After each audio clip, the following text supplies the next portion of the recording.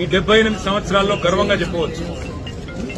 అతి చిన్న వయస్సు కలిగిన మన రాష్ట్రం తెలంగాణ ఇవాళ మొత్తం భారతదేశానికి ఆదర్శంగా నిలబడింది అన్ని రంగాల్లో పెద్దలు కేసీఆర్ గారి నాయకత్వంలో. అంటే ఈ అతిశయోక్తి కాదు.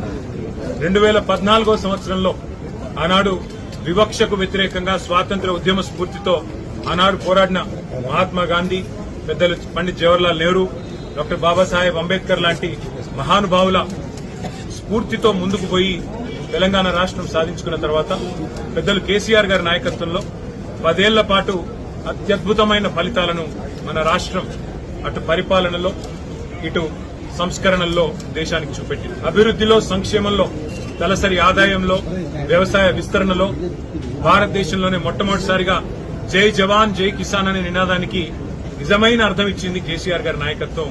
వ్యవసాయ రంగానికి పెద్దపీట వేసి 10 ఏళ్లలో మరి ఎక్కడో 12వ 14వ స్థానంలో వ్యవసాయంలో ఉన్న తెలంగాణ అగ్రభాగానికి చేరిందంటే, పంజాబ్ ను హర్యానాను వెనుకకి నెట్టి ముందుకు వచ్చింది అంటే రైతును రాజు చేయాలనే కేసీఆర్ గారి సంకల్పమే దానికి కారణమని గుర్తు చేసుకోక తప్పదు.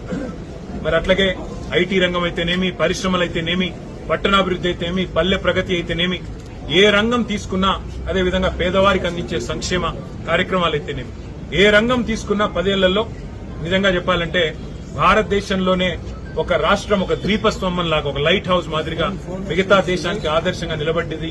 అది కేసీఆర్ గారి నాయకత్వంలో మన తెలంగాణ అని చెప్పడంలో ఎవరికి రెండో ఆలోచన కానీ రెండో అభిప్రాయం కానీ అవసరం లేదు.